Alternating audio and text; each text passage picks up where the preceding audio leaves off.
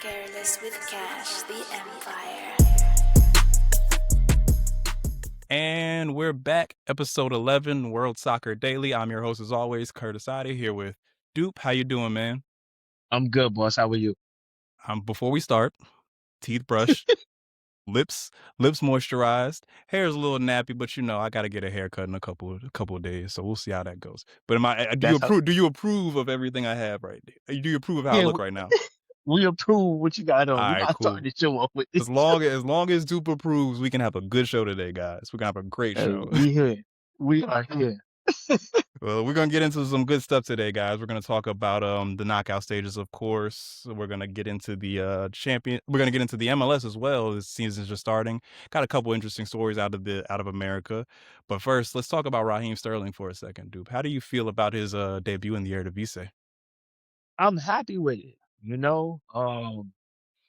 I didn't like how he was treated at his last stop. And I feel like a player like Sterling's capability, him going to find was like a breath of fresh air. And he's going to do his thing there. And I think he has so much talent to give. I mean, I would have loved to see him come to the MLS, if anything. I think that would have been a nice breath of fresh air, too. Maybe, I mean, for me, him going to final is great, but I would have loved to see him come to the MLS. Yeah, I mean, MLS would have been a good move, but I'm still thinking Raheem Sterling got some good soccer to play. I didn't like how the reaction was to him coming out there and being a little rusty. I feel like people get these unnecessary ideas of what a player should be at all times, but you got to realize this guy hasn't played real soccer in like a year. It's gonna be a little rough at the beginning, especially even if it's the Eredivisie, But I think it's warranted because of the quality that he does possess. I think what happens is that, too, it's a different pace game. So that's going to take him, I would say 3 matches max, and then he's going to be back to, not necessarily scoring goals, but in a comfort zone and in a rhythm, where he was a player that needs a rhythm. Yeah, exactly. So once he gets his touches back, he'll be fine. Yeah, definitely some time on the field will do him good. And I think he's with a team that's, I think, is going to maybe put him in a good position post Eredivisie, because I don't think this is where his career ends. I think he's going to make a jump somewhere, either is back to the MLS or maybe even back to the EPL to finish out his career. But I do think we got to give it a couple days a couple games before we start making our judgments on who he is. I feel like people already. Go ahead. There shouldn't be any judgment on him right now. I think the internet though. They're going to carry their narratives. Real, I know it's not real, but they're going to carry their narratives, and people are going to start believing them. So you got to hit it in the head when you get too close to it. So you got to always got to be like, all right, I see what the internet's saying, but this is what Raheem Sterling really is as a soccer player. He's not just some guy who's going to come out there and be washed and disappear and fade into limelight. We know this guy. We know this guy's a competitor. He was one of England's best players, one of the key guys for England for a while under Southgate. The horrible days of England. Listen, can't call it the horrible days. That man was balling. Okay, he had great World Cup performances. He did his thing. I think people forget that he's won at such a high level at a young age. He didn't do one thing though: bring it home, and that's why he had to. Ain't nobody brought it home for England. Ain't nobody said that about Bex. Ain't nobody said that about Michael Owen. Ain't nobody said that about Stevie G, Frank Lampard, John Terry, and the list goes on. So I agree. And this what is we saying. We're far off the reserve already, but I will say this. Southgate had the team that could have won the World Cup and the Euros. Just throwing that out there. Just throwing that out there. Okay, they could have won the Euros. The World Cup, they had a great chance. That's the best one they've had in how many years? It's not good enough. With the roster you have, it's not good enough. But anyway, you know what? Let's transition. Let's talk about the knockout stages of the UEFA Champions League. Let's start with Atletico Madrid doing what I thought they wouldn't do, finishing out the series 4-1, beating Bruges. Couple takeaways. My favorite takeaway from this is Johnny Cardoso's magical goal. Oh my God, what a beautiful goal that was! But I got to give it to Diego Simeone. He didn't falter. He didn't go away from his strategy. Came out and got the result he needed. I'm gonna eat my words. Sorry, Diego Simeone. But hey, you got it, man. But we'll see what he does next. We'll see what he does next round. But What do you take away from this game? Let's talk about their performance overall. What did you see? I think once again, Simeone is a tactician. He knows what he's doing. He gets his team fired up. He understands the moment at hand. His players are going to fight for him. They always do. He brought in some fresh legs to energize the team. Johnny Cardoza came in, had a great performance. I think as a unit, they've been on a high right now, like the last 4 matches. So to me, they're in the right position. And Simeone has now strategically put his team tactically. He's adjusted some of his players, some of his personnel. And it is kind of like a breath of fresh air for the team right now. It's not just the same old Atletico try to wear you down with pace and strangle you. But now they're like, we can play a little bit more. We have a little bit more freedom, but it's still within a good structure.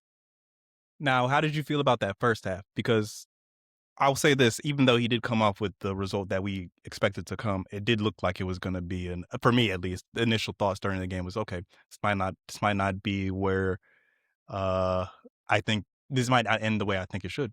So with that being said, do you still think that Diego Simeone can keep on with his tactics in the manner he's going when he has to come up against a more competitive team? Let's say, I think is Liverpool the next round for them? I'm not sure. I'm not sure who they play next round, but I think it's either between Liverpool or Newcastle.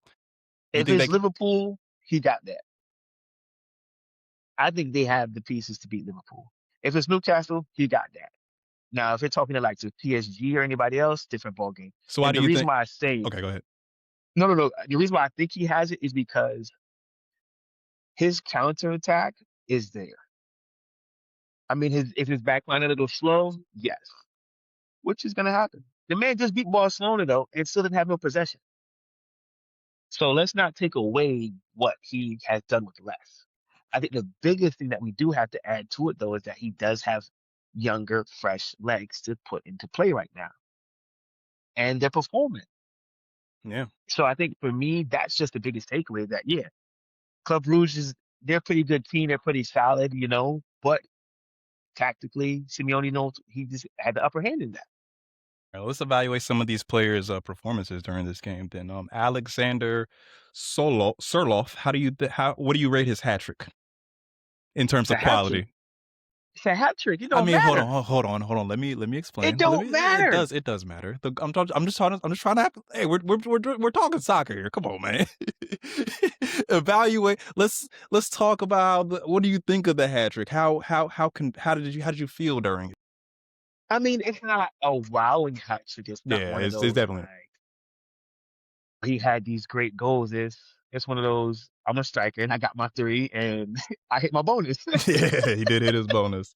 Yeah, I mean, for me, that's just what I take away from it. Like, Yeah.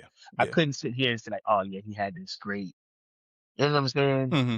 Goal scoring, or he's a net sorry, or he's a net. Yeah. You know what I'm saying? We're not But running with those wild narratives just yet. yeah, nah. Yeah, I will say I do. I'm always watching Adama Lookman when he's on the field for Atletico Madrid, and every game it just seems like he's more comfortable out there. I think it's gonna work out with him long term there, but hey, who knows? Who knows where he goes from here? But hey, good performance for him. He had an assist. What do you think of his skills? I think Lookman has been on fire. I Mm-hmm. think right now he's probably one of the hottest players since AFCON coming in now. Obviously he has a lot to show because he has kind of been on a little mini vacation. Mm-hmm. Not necessarily his fault, but he's performing at a very consistent high level right now. And I'll be surprised if Atleti is able to keep him come either this summer transfer window or the next January transfer window. Yeah, and that's also my thought process because I'm looking at it from a what they have and what they need situation. And even though you have Lookman and he's a great player, I think they can survive without him. I mean, I think we can both agree on that, right? Oh, for sure. They can They'll definitely be fine survive. without him, but they do have to address their defensive issues. Even though there's injuries and whatnot, they do have to address those issues. And I feel like he might be the first player that gets. I don't think sacrifice is the wrong word. He might be the player that they decide to give up in order to make team improvements. What do you think? I think Griezmann will be that. I think they'll let Griezmann go first because he's a higher, rate Mm-hmm. of a player that he could sell unless Lookman has this World Cup that's crazy. I don't think Nigeria is going to Right. be able to So perform like that. to my point, that's what I'm Yeah. saying. Like I think Griezmann would be the higher sell. I think they can already reassure their back line with the pieces that they do have, but maybe bring in a few more. It's not like there's a bunch of center backs running around amazing right now. Mm-hmm. So I mean everybody has somewhat of a leaky defense. I think the biggest thing is that for Lookman, if he does stay, his role is just gonna grow even more, which is gonna be the big difference for Simeone. Mm-hmm. But I do see a possible big fish maybe trying to come in and get him. What are you I could thinking? see Real Madrid maybe trying to swap him for Trent. I could see that happening. Go on that. Why? Because I feel like Lookman he reminds me of that Marcelo type of player.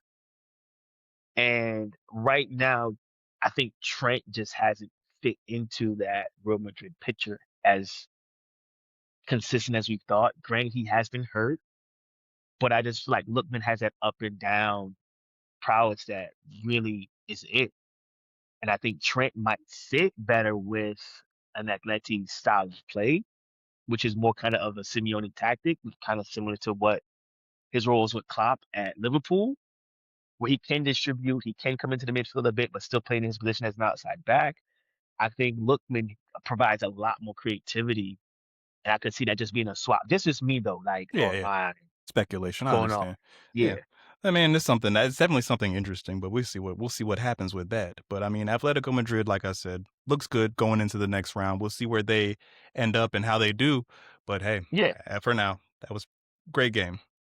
Let's move on to Inter Milan and Bodo Glimt. Now, this game was everything. It was everything build up to what it needed to be. This was an exciting game. Bodo Glimt finishes the job 5-2 on aggregate. They are headed to the next round. Not even playing any regular soccer right now. Like I just want to put that into consideration when we talk about this team. Their season isn't the traditional European schedule, and they're in Spain just training and doing friendlies to stay in shape. And they beat Inter, and they've also beat Manchester City. Manchester City, Barcelona. What was the other team? Top. Yeah, they beat. I bet who the other one, but they beat the top dogs. Yeah, they beat somebody. It's like, oh my god, like this team is like the only thing that makes them an underdog is their name. On paper, they've been performing very well and at a very high level. What do you think is the next step for them in this Champions League, and what do you think their team is for the future because of this tournament? I think some of their players may have a bigger opportunity, but I don't see it being anything more than what it is right now unless they surprise someone in the next round. Like if they beat a City in like the next stage or something like that, that would be a big deal. But in the group, not necessarily the group stage anymore, but the beginning stage, it's kind of like, all right, you got a great performance, you've done it, but they've done it consistently. So I think to me, they've done a really good job of not being consistent in that space. Gotcha. And that to me is like, kudos to them. Yeah. And they're like, when you think about it too, they're not even in season right now. Yeah. Maybe someone would say that them being off is probably an advantage, but I don't see how, like, the fresh leg theory is, okay, they're not playing any competitive matches, so it's easy for them to win these games. But I feel like you're also dead leg. You're not used to you're not playing real soccer daily like Inter Milan is. So I feel like there is a disadvantage to that. So I feel like they've improved. That makes it even harder for them to win. But some people look at it a different way. I mean, I don't think it's a disadvantage. I think it's a true testament to their work rate. Yeah. Number one, to be able to go in and beat Inter Milan like that twice. Two, it's also the fact that their coach and their staff have been fit enough to be able to do that. Because it's one thing to play a 90-minute match against nobodies, but then to go in on that Champions League stage against players who are almost pretty much qualifying for a World Cup, to go in and beat them, and you're the underdog. So I think that's a really big thing too. Yeah, and just to like let's like look at the game for a second. Just the way they play is just so passionate. Like they scored a goal, and then there was a little bit of an argument that happened in the result of it because it wasn't there was a pass that could have been made and there was a little bit of frustration. But you see that type of mentality on the field, and it's similar to like the Lookman Osimhen situation over AFCON. Somebody wanting to play soccer the right way. That's kind of refreshing, and it's kind of like, man, this is what happens when you have a team like that's willing to commitment. Yeah, commitment, and the egos are to the side, and obviously it's Bodo Glimt, so there is no ego because nobody. These are all, for lack of a better term, Holland's backup dancers. Right. So for them to put on this performance is kind of refreshing, especially for Norwegian fans heading into the World Cup. For sure, I think Norwegian fans are excited. I even think somebody like Holland is supporting it just because, when you look at a team like Bodo Glimt kind of come through, it is that true underdog story because you're looking at guys that are like, they're not household names. You don't know who none of these guys are. I was watching their interviews post game, and I'm like, I've never seen this guy. I'm googling them. You like trying to figure out guys where look they like carpenters. Yeah, regular guys. Look like blacksmiths. But yeah, but that's the beauty of it. Yeah, so I do like how they performed against Inter, but we also have to talk about Inter's struggle. I mean, just last week, last one, I said it. Yeah, you did. I said it. But I think that we have to look at this look at Italy as a whole, because they're possibly trending more into what I consider that farm league, not as competitive league. I'm thinking about Italy from the early 2000s when I was a child versus what they are now. The competition rate has just fallen off tremendously. We're talking about them possibly not getting into this World Cup. We're talking about a Serie A where some games just don't seem watchable. Like, what do you make of the Football Federation in totality, and how can we improve this? I said it last time I was up here. Name an Italian player that makes you excited. I can't. Over the last 10 years, Italy has lacked development. They've lacked creativity. They've lacked in every aspect of the game. The only thing Italy is making you pay attention to is Donnarumma. And it's sad that he's been doing this since he was 16. That just shows you the lack of quality they have. Yeah. And like, to even think about, I'm trying to think of like the last Italian soccer player I was excited about, and it's El Shaarawy.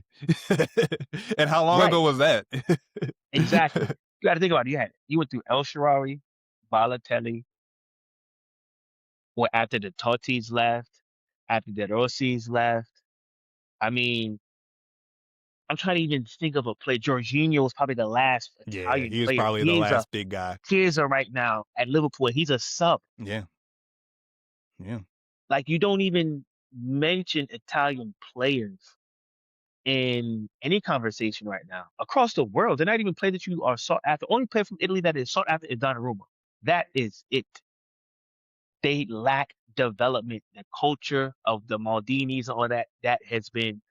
You know what it is? Italy has held on to the greats of that generation for so long, they forgot how to find and make. Yeah.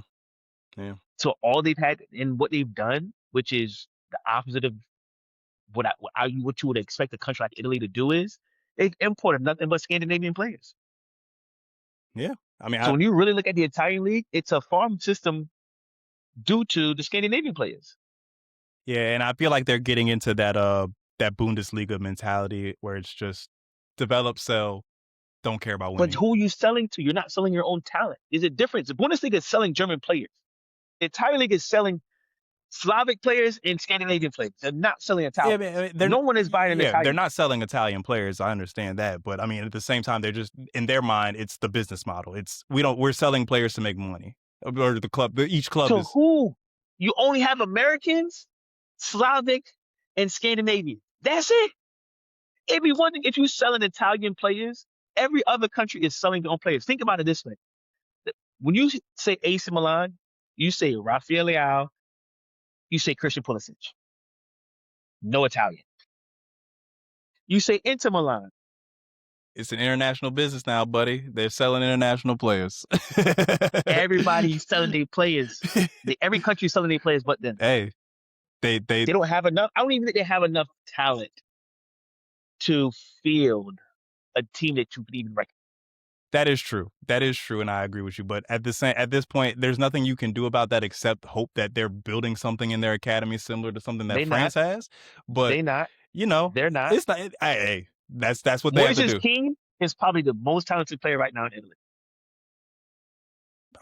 I can give you that one. I could probably give you that one.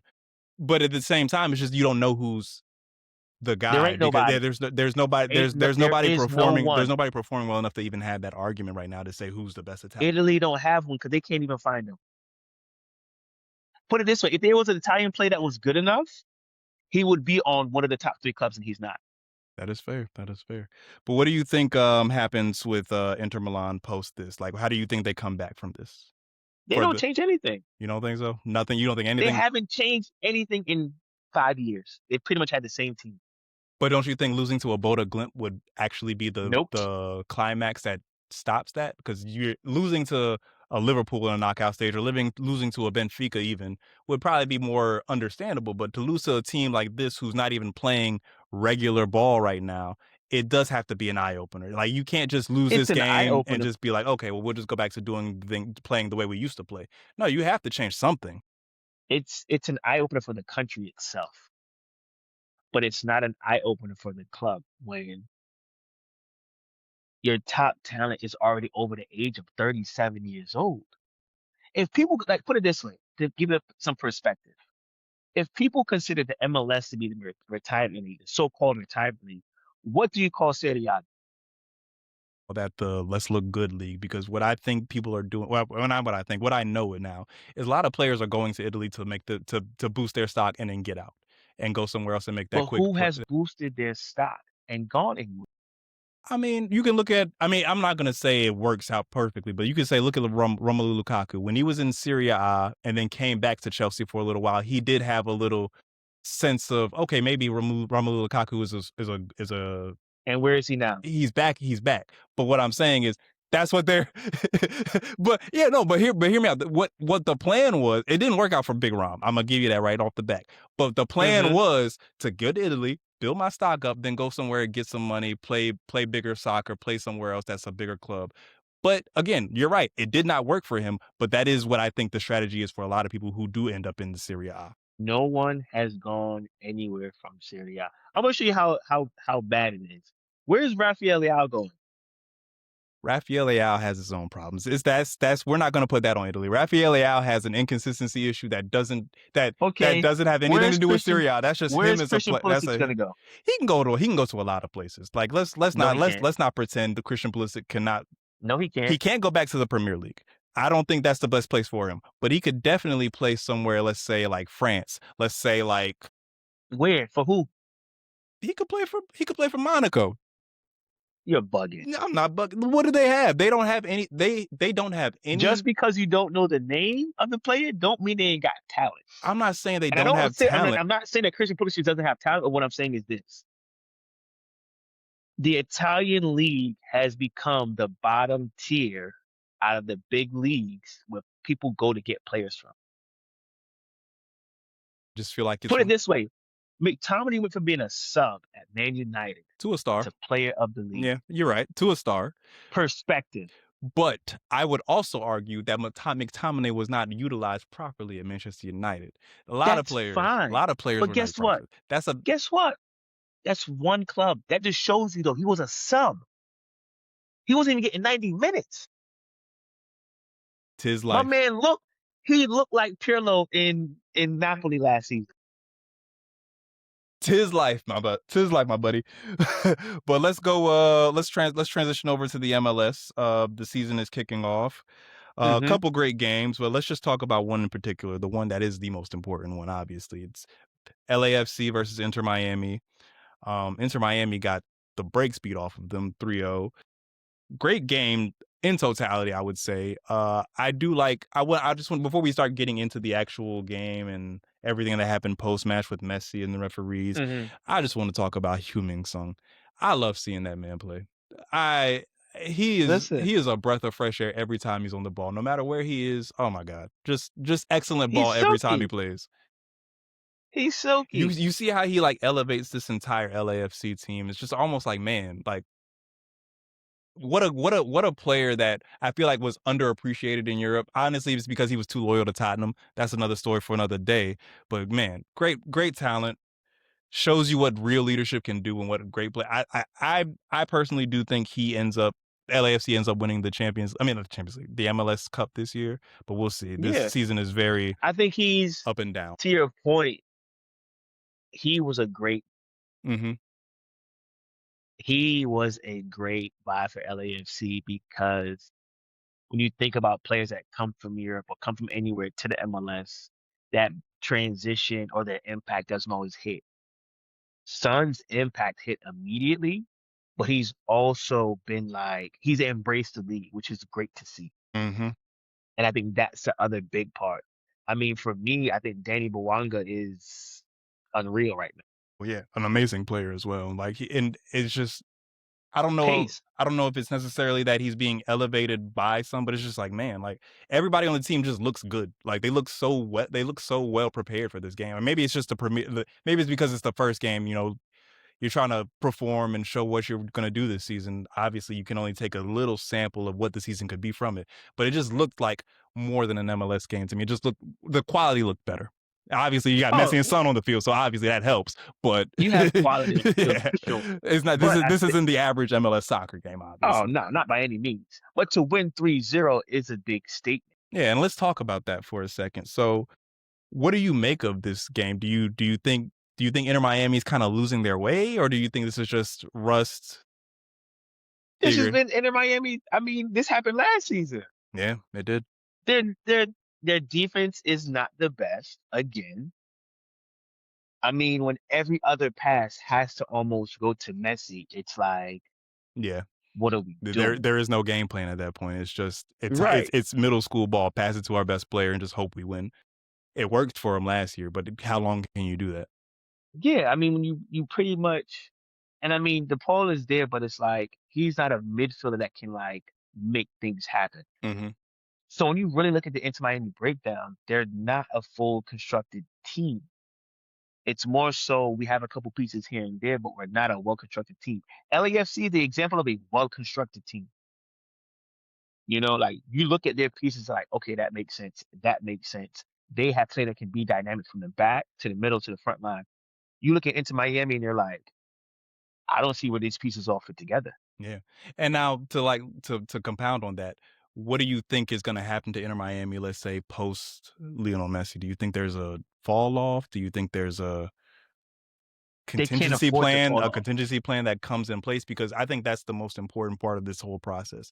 I understand Messi's signed a contract extension, but you do have to think about life after Messi. He is 37 now, 37, 38. You have to think about life after him. You have to think about life in these later seasons, because even though Messi is probably not a human being, he is slowing down. He's not the guy he used to be. I think what you have to do is, in my opinion, you have to bring in talent that is just as capable.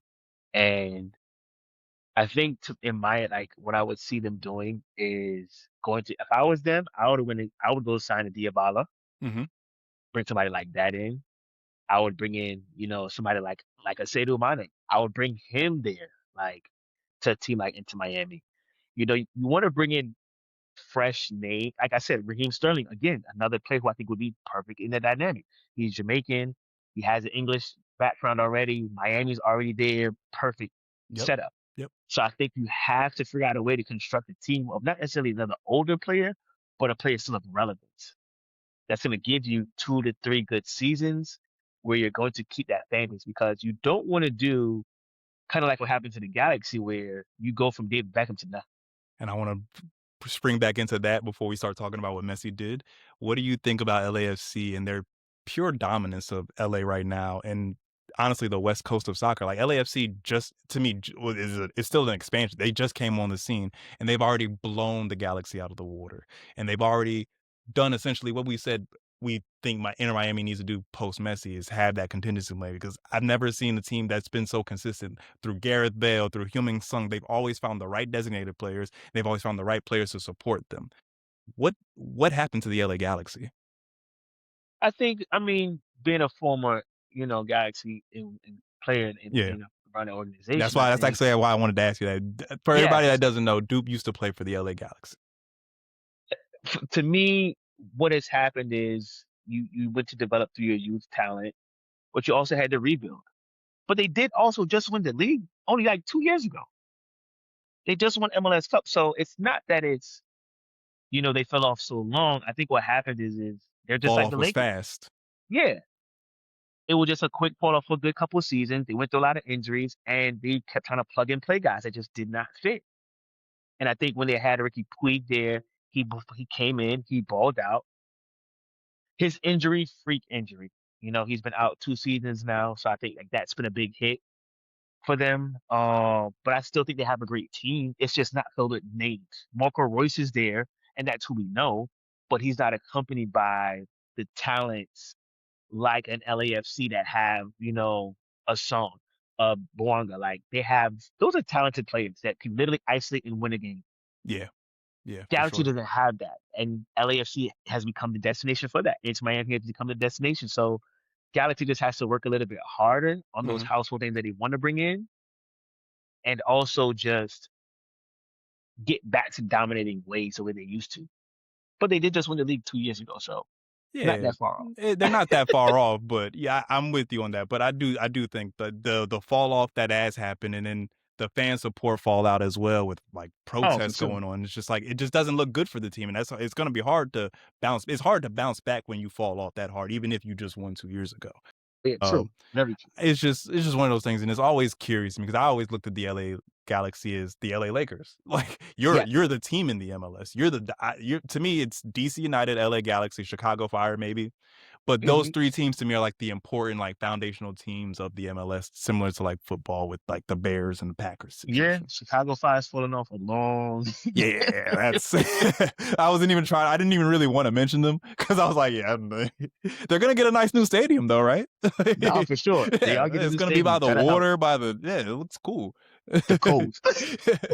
But let's talk before we get out of here. Let's talk about Messi's post game antics, looking like me at the field house.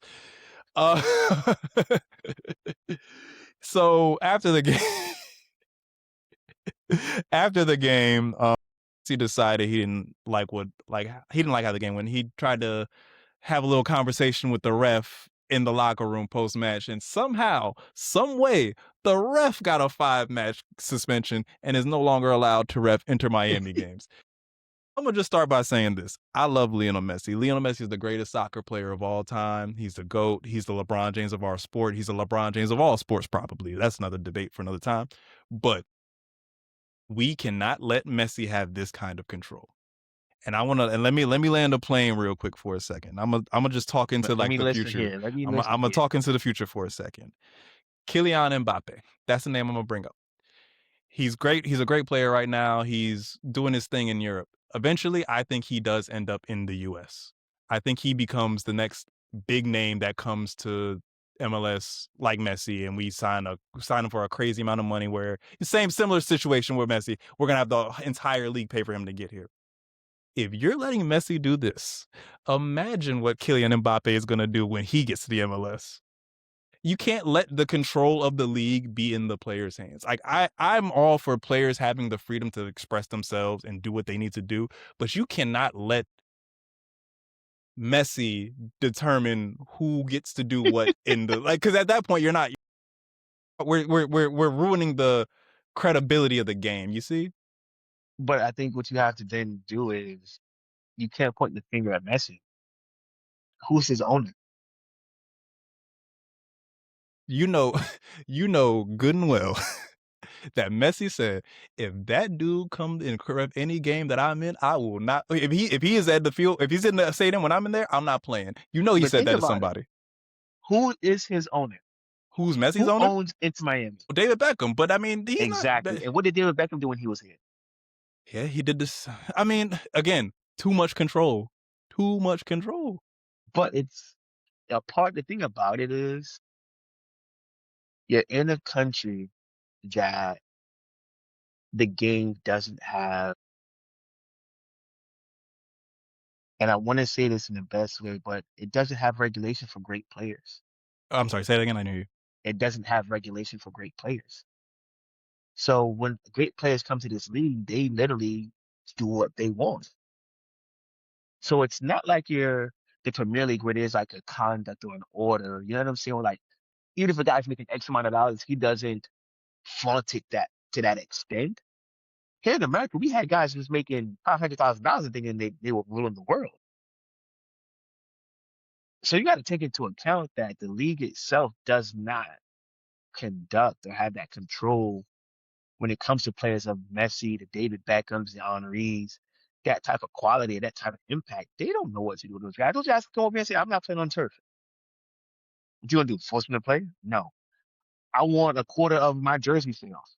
Okay. I want Apple TV. Okay. They See, have to cater. The league has no structure with that kind of demand. so When you own percentage of the league, it's hard. So I get you. I get you. I understand that it's a better player, and we do have to give up a little bit of our control. But I just think there has to be a point that you say, all right, we're allowing you to move a little free. We're allowing you to play. We're allowing you to pick and choose where you play. Where you don't want to play on turf, okay. You don't want to do this, okay. You don't want to travel. Like Henry, he hated. For some reason, he hated playing in Columbus. So every time the game was over, he got a private flight out of Columbus, Ohio, straight back home by himself. You can't, at a certain point, those luxuries eventually become too much, and they become something that I think affects the credibility of your league. Because I love Messi, I love the league, I just don't think this is the right route. I just think that they should have thought about what they did before they did it. You can't control a monster you've never controlled. And this is why I went back to what I just said. Mm-hmm. When you had players first signed, even before they had DPs, when you had players already booking their own flights, when you had players having their own ways at clubs, you don't have any structure. Your league is not credible. So once your league isn't credible in that space, any player that has some form of money before they get here, they're not going to care. Nigel Real Coker came here and thought he was the man. He's not a player of that capability, but his ego felt that way. You saw Jermaine Defoe come here, and mind you, Jermaine Defoe, great player, don't get me wrong, arguing over taking a PK, arguing over taking a free kick. What's the name of your Italian guy that's at FC Toronto right now? Toronto FC right now? They're trying to get out of it. Yeah. The name is I'm blanking. I know who you're talking. But it's his arrogance has pretty much fueled into the entire team and is destroying Toronto. So it just shows you that like the league doesn't have this disciplinary action or conduct of what these guys should be conducting themselves as. It is literally a mockery somewhat of the league. And it has always been that way since the inception. There's never been this like, all right, we have a standard and that's it. Or this is what it is because we have stars here already. Mm-hmm. When you devalue, and this is why I always go back to the MLS, when you devalue your own products, this is what happens. And that's what separates the Spanish league, the French league, the Premier League. They do not devalue their own players. No matter how big you are, like when Henry got to Barcelona, Xavi said, you better respect this club. And what did he have to do? Respect the club. LA Galaxy, I love them to death. Does Landon Donovan have a statue there? Or does David Beckham have a statue there? David Beckham has a statue there. Okay, my point. David Beckham has a statue there. I'm with you on that. Like, first of all, with the Landon Donovan, David Beckham thing, yes. Landon Donovan is probably the most disrespected all-time MLS player for that one simple move where they built that statue for Beckham. But at the same time, it's like you keep doing these things and you keep allowing these players to do this. Like, where do you draw? Where does it hit the MLS stat, the higher ups in the MLS, and say, okay, we got to start putting some guardrails into this stuff because these guys are coming over here and just making a joke of us, making us look like we're weak. Where do they eventually stand up for themselves and say, this is how we want our league to look, this is how we want our league to appeal, and you're gonna have to fall in line with what we want. Similar to how you said Xavi addressed Henry. I feel like that has to happen by the MLS to these players. Until the MLS values it, you can't devalue your product. And that is the problem with the MLS. You can bring in every Argentinian player you want to. You can bring in every Colombian, Spanish, African, whatever you want, every nationality you want to. Until you start to value your own players and put them in commercials, promote them. Perfect example, NWSL. What do? Promote their players highly. They bring in players from other countries. We all know Marta's here. But who's the biggest star? Randy Robin. Okay. We all know at least 5 to 6 U.S. women's players on any given team. You barely know 3 players of relevance on any team. It is a weird situation, but let's kind of transition that into Dan Garber and the league as a whole, because today it's come down that the MLS is looking to hire an assistant to become the successor of Dan Garber. Now, I wanted to talk about this in a couple lights. What do you make of Dan Garber's time with the MLS and what he has or hasn't done? And what would you like for the next commissioner of the league to have their mission be for this league? I think Dan Garber has been he's done very well with bringing in the names and the commercial licensing rights. I think he's done a great job with. That's the only thing I think that Dan Garber has actually done to create impact. I think if you take away, and his takeaways are pretty big. You take away a Messi and David Beckham coming to the league, can't argue that. But when you look at the development of the league itself in certain regards, it's like nothing has changed since inception. Yeah. So for me, with Dan Garber, it felt like at the beginning of his time with the MLS, it seemed like most of the things they did were very American in thought and didn't make much sense in terms of the game as a whole. But I do believe towards this portion of his career, he has made some improvements that I'm like, okay, I see you're trying to do some things to appeal to a fan base. I know a lot of people didn't like it, but I like the playoffs, the aggregate playoff series. I like the trying. I like the effort. It's similar to like Adam Silver trying different things instead of just staying in a box and saying, we're just going to play one way and one way only. Now, with that being said, I don't think he's done the best job. I do believe that there's he left a lot of opportunity on the table for these players. I'll give him his credit. The biggest thing that changed is these players are getting paid livable wages now. When he was at the beginning, it was tough. Now very much so. Yeah, I'm sure you can attest to that. Yeah, very much so. But other than that, it just feels like there were so many other things that could have been done that just didn't get done. And on top of that, I do also feel like in terms of the team management, in terms of the teams that are in the league, just the overall appeal of the teams, he could have improved in certain ways in terms of merchandising and sales. But that's just where I stand with him. I just want somebody who's going to be able to understand where we are in the world and understand how to get to the next position. You know, I'm not sitting here saying that I want us to be competing with the EPL. That we're thousands of years away from that. But I do want us to be a strong market, a strong soccer product that people watch. I want to be a strong product that you can get people from overseas tuning in. Maybe not everybody, but some people. I mean, it's possible. It's just, it has to be done the right way. You have to have the right mind to get that done. I think he's done. That has always been there. I think people have always kind of watched MLS. They don't want to necessarily admit it all the time because these players wouldn't be here if they wasn't getting watched. So I think the MLS is being watched. I think the hard part that I disliked was MLS never was original in bringing in these new franchises. So to me, going into Austin and bringing in a franchise when there's already one there in the USL, like going in and like Sacramento probably was supposed to be in the league probably like 5 times. They never did Sacramento, but then they go into San Diego where there is a franchise. Landon Donovan was the head coach of that. You know what I'm saying? Did them dirty. I did. So, I mean, it's like you look at all these new franchises that have popped up, and it's like you took from the USL, but you didn't want to give the USL its credit. And so I think that to me was always a very big issue and it's also probably because I have a USL background. So to me, that was always a big slap in the face. And the other part to it is that now, because the product of the MLS is just a brand, it's not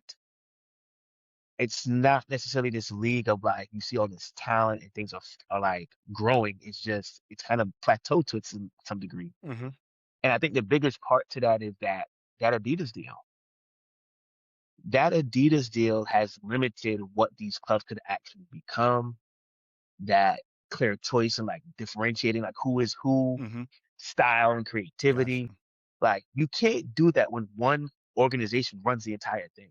Yeah, but don't you think that's a byproduct of just American sports in general? The leagues tend to just take No, one. because none of the other leagues are run by one brand. Yeah. Nike is basketball is all Nike No, it's not. jerseys. It wasn't always that way. Is It what I'm wasn't. It saying. wasn't always that way. Yeah, I agree with you. But I mean, there's still universally just one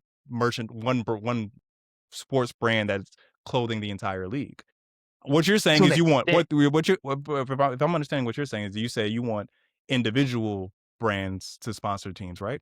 yes, Yeah, but same that's way it is in every other country. yeah, that's every other country, but that's just doing it in an American way. Like think about every other league, like the NFL, also Nike. But the NFL used to be different brands. Yeah, they switch around, but yeah, I get you. It's been like this. MLS is married to Adidas. I got you on that, but I feel like that it is what it is at this point on that front. But that kills the product. That kills the product. Imagine when everyone's jersey is pretty much a mock, and all you're doing is plugging and playing with. Well, that's just lack of creativity on Adidas' side. I mean, they could easily do something different. They just choose not to for whatever reason. I agree with you on that. That is once. I think that's a smaller issue, but I do think it is somewhat of a problem. To me, that's a larger. I think that leads into branding, advertising, money revenue sharing. Imagine if Nike could be involved. Imagine if Puma could be involved. Imagine, like, there's so many different brands. If Nike was in Seattle, what? Yeah, Sounders kids would be nice. would be going There would be some nice jerseys there. Portland, the Timbers, LA. I mean, granted, Galaxy could keep their Adidas. I guarantee LAFC would sign a Nike deal in the heart. But I want to talk about, and you're right. But I want to talk about what you said earlier with the USL and how they're kind of taking ideas from the USL. Do you think the USL could potentially dethrone them as the better league? Because I've been paying attention, and I think that the culture is kind of there. The fan bases are a little more passionate, in a sense, and they are trying to instill rules that I think that people have been begging the MLS to instill for a while, like the talks of promotion and relegation and their ability to create a system of leagues that go hand in hand with each other. What do you think the USL is in comparison to the MLS and going forward, and where do you think they intersect, if they ever do?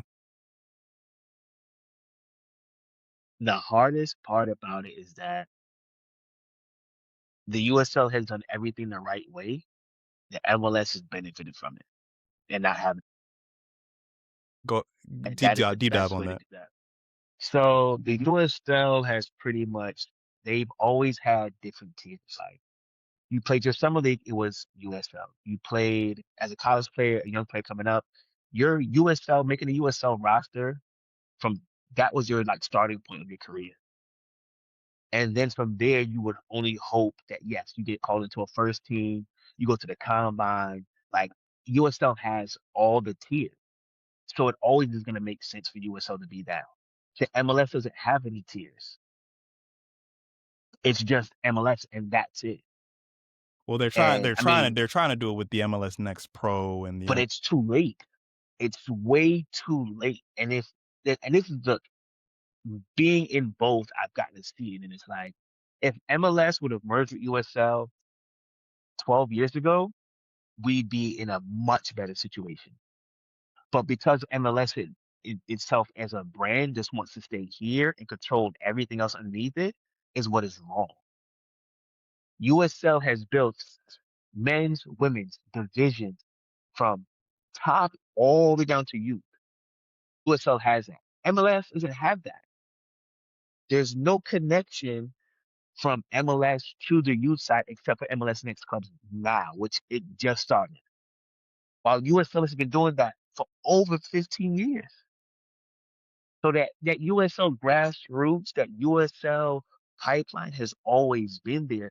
It's just it gets discredited. And that's the part that I never liked, was that USL players would get discredited by MLS staff management because it's USL. They're not this, they're not that. When USL teams used to destroy MLS clubs. Yeah. People forget Puerto Rico Islanders had won the US Open Cup I don't know how many years in a row. Yeah, I remember. Let's not play around here. USL has been producing players for years. MLS has always benefited from it. And here we are now where it's going to be this struggle of which league is going to survive when it should never be that. It should just be one league. Well, and I think MLS is going to keep it that way.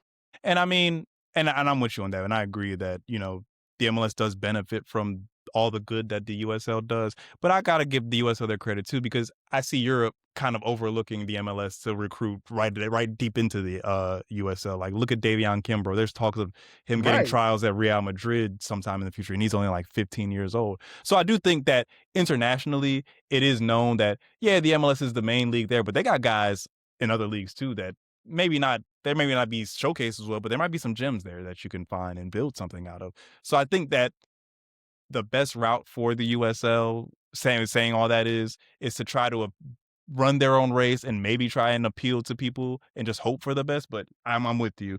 The MLS is only benefiting from having that number one on the US soccer pyramid, because the USL is doing it moves how a number one on the soccer pyramid should move in comparison to the MLS. Big brother of the Yeah, except that and big brother is always actually been that way. It's like it's the little brother that's taller than the big brother, like me and my brother. Right, legit. That's exactly what it is. I mean, and it's really been like when you look at, for example, you take Messi and you take those stars, you take any of those major name players out of any MLS team, and they have to play against USL franchise. I guarantee those USL franchises smack those MLS teams. And that is legit the difference maker in a lot of these times. It is just that. But I feel like the MLS has always benefited just because of the TV rights that they've had. And you know how in America the monopoly of sporting is. Yeah. That's what the MLS is. Once you're the best and private equity gets involved, you're kind of solidified in your position. Now, I'm with you on that, even if the product isn't good. And that's kind of where we're headed right now, where the product can kind of suffer, but it doesn't matter. They're number one, you're number two. It's always going to be the way it is. Yep. But we'll definitely talk about this more over the summer and towards the end. Well, probably not as much this summer, but we'll get more into the MLS as the season goes. Definitely talk about some more games. Definitely, I'm going to talk about my guys in Seattle and Charlotte. Those are my two MLS teams that I follow the most. But this has been another episode 11 of World Soccer Daily, an Art Soccer Collective original. You can find us everywhere on social media. Don't forget to like and subscribe. You can find me on social media as well at Kurtis Adi. Dupe, where can they find you? Find me at Footballer Dupe at player position. I'm there. I'm here. I'm everywhere. All right. And we'll be back daily as always. Until then, you guys take care. Peace out.